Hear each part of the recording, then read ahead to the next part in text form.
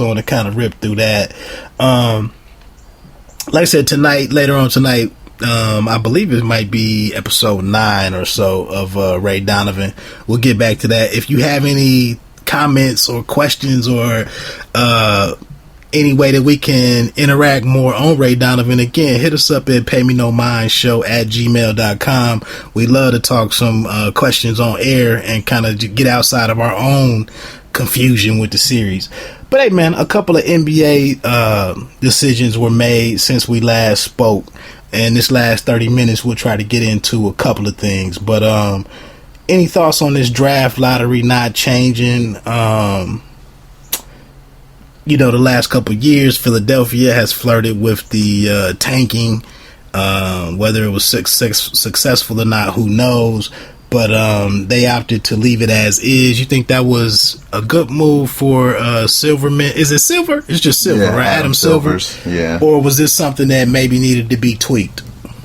So the whole thing came up because Philly has almost, without blatantly saying we're going to tank, been tanking for the past 3 years. And while to no avail. Yeah, while it has not netted them the number one pick, it has brought up a lot of flaws with the system. So I think that there should be tweaks. And I was trying to find Zach Lowe, who was a writer for Grantland on ESPN. A while back had did NBA draft reform story where he had talked to some of the brightest guys in the league and had came up with the help of some others, like 2 legitimate alternatives that were some of the things that were discussed in this owners meeting and apparently just got pushed by the wayside quickly. The owners apparently unanimously voted to keep everything as is, so apparently they don't care. So I kind of feel like I shouldn't care. I don't think that the system is completely broken because it's not the NFL. It's not you get the worst record, you get the first pick. It's not guaranteed, right? So I mean, I guess it was, at the end of the day, it was just more trouble than they felt it was worth to implement new steps and procedures. So yeah, I mean, I would like it to change, but doesn't seem like it's going to happen, apparently. Yeah, I think we need to I think the one thing in the current form that this lends itself to, the current process lends it to each year, is the scrutiny about, the public doesn't get to see how these balls, we don't see it real time and how the balls come out and what gets drawn. So there's just kind of some scrutiny altogether on the whole process.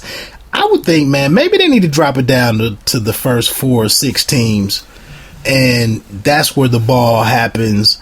And then from 5 through 12, it's based on, the win-loss record.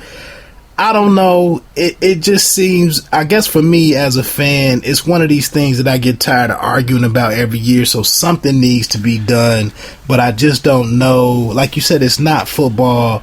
Basketball is so unique. The second round is kind of fruitless in most seasons. So it's just a totally different draft animal. As in contrast to MLB and the NFL. So yeah, and to echo what you're saying, that was one of the tweaks that have been discussed in some of the plans, was to change the lottery from the top 3 teams to the top 6, and so they would lesser the percentages for those first 6 picks among teams, so that it's not just everybody wants 1, 2, or 3. It would be split evenly between the top 6, and that the 4 worst teams would have an equal 12% chance to win number 1. Okay. But all of that got kicked out the door. Okay. Moving along. I think within the last week and a half, maybe 2 weeks, the NBA opted to eliminate the seeding as far in regards to division winners being granted a spot in the top 4 of their division. And this actually did have an impact on this past year's playoffs, because the San Antonio Spurs ended up facing the Clippers in a round earlier than what we probably would have liked. And they were the 2-7 matchup. Right. And they should have been, I believe, the 5 seed. They should have played Memphis, I believe. Right, which is what I was expecting going into it. So this did have an obvious impact on things, and then we just saw this great series happen a round too early, and it happened to impact the defending champs. So, of course, that's going to draw a lot of eyeballs to it. But before you get into your opinion, previously the tiebreaker was if you were a division winner, you automatically got the higher seed. And then they looked at the head-to-head. But now, in the event that there are some even records, and we're going to look at the head-to-head record. And then the second tiebreaker would then be the division winner. So you think this was a win-win for the fans and organizations, or? Yeah, I think it's good because previously you had, if you won the division, it guaranteed you a top 4 seed. And teams there were definitely some teams and some weaker divisions that should not have been so high, particularly in the West. Like, it's a gunfight out there, right, for the past few years. So, and that would have fixed, what was that, 2 years ago when Phoenix missed the playoffs by 2 games. They should have been an 8 seed, and if we were using these rules, they would have probably been a 6 or a 7. And so I think it's going to be great for the West. I don't know that it does a lot for the East. We kind of talked about this off air. I think it just cements the Pistons in mediocrity for another couple of years. Yep. But not like they were going to win the division anyway. Right. But I just feel like they're not going to have a top 8 record at the end of the year. We're going to say that for another show because we're up against the clock.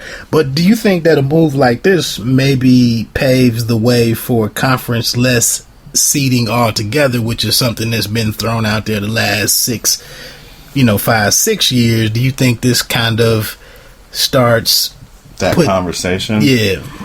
I know it has been brought up. Adam Silver said he wasn't ready to do that yet. They wanted to do this and see how everything shook. He feels that the most recent collective bargaining agreement has allowed teams like Milwaukee, for instance, to be playoff teams. Teams like Phoenix to be competitive without going into the cap so much. So they're going to try this for a while. I don't see the conference thing breaking down. Yeah, I think that would be an extreme move. You'd lose a lot of the East. Right. And whereas on the other side of the, like in baseball, everything is based off of tradition and there is no inclination to move anything. I just think this is one of those things where, to totally move away from the conferences, let's give teams a couple more years to get it together. And we're seeing some changes with Monroe moving over to Milwaukee. B Meeks, maybe you happy that I mentioned that. But some different personnel decisions. I think things are kind of changing. So I would hate to see that. Really quickly before we get into this top international player countdown. Moses Malone and Bill Laimbeer, some older school players. Unfortunately, earlier this week or last week, a 60-year-old Moses Malone, the first high school to the pros guy, the first $1 million a year player, was found in his hotel room. He had a golf outing or a celebrity golf tournament planned later that day, and he didn't show up, so there were some concerns about him. They went to his hotel room and found out that he had passed away. It was cardiac arrest or heart disease related. You're a little young. You're significantly younger than me, man. But what's your thoughts on Moses, man? I mean, I feel like this sheds some light on a guy who's the 8th all-time leading scorer, one of the best offensive rebounders of all time, and the fact that they won this championship in 1983 in Philadelphia. I don't think he got his roses before he passed away. No, I think that my generation is probably, and that might even be a stretch, I was going to say the last generation to know who Moses Malone is. But I'm kind of a basketball nut, so a lot of people my age probably don't know who Moses Malone is. I think it's a huge loss for the sport. I think that people always try to compare LeBron to somebody.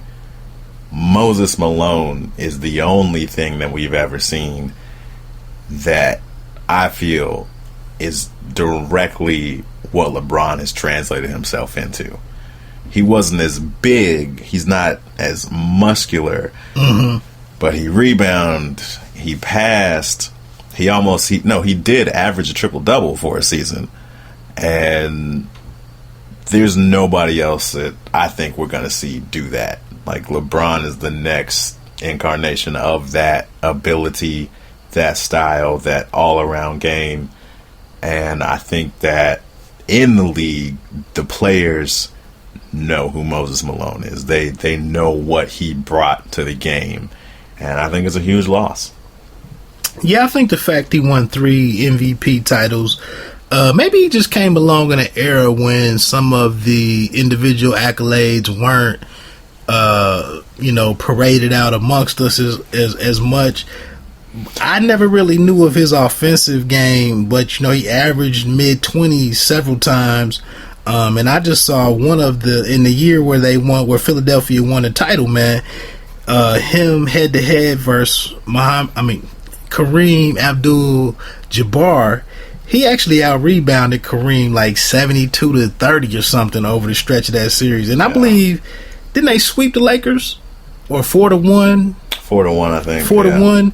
So, and like I said, in that stretch when they did that, the 80s was Lakers, Celtics. That's who shared these titles into our bad boys in 89-90, and so just nestled in there with Philadelphia having that run, and then Moses being the MVP of that team that was actually able to take home a championship just kind of speaks to his greatness. And I'll just say, in comparison to today's big men who come into the league, have a very raw offensive game, and most of them are just rim runners at this point, rim protectors. Yeah. And for Moses actually to fashion and work himself into an offensive threat coming from the high school game, much like I thought my man for the Lakers would have done. I mentioned in one of our first Hoops and Hops, Andrew Bynum. For Moses to, like I said, to get himself to the level of a 25 points a game a guy, that's just awesome. And I agree, man. I think, but I've heard some different stories on him this week, and we can get ready to move on. But there was some thoughts that Moses wasn't really an intelligent brother coming from high school, skipping college, that a lot of people, the media didn't think that he could speak too well. They didn't think that he wasn't articulate. So it was some different things that Moses faced because he didn't have that collegiate background. So it should be some things for us to go out here and look into his life a little bit more and see learn exactly who the guy was as the 8th all-time scoring guy. And I believe I heard a stat that he had maybe 2,000 more offensive rebounds than the next guy behind him. So, and his nickname was the chairman of the board. So, just want to send our condolences out to the NBA family. Yeah, and listen, for anybody that is judging people on their sports aptitude based on their mental aptitude, listen to Derrick Rose hold a press conference. I'm going to keep it moving off of that one, 'cause I thought it was just me. Hey, before we get into this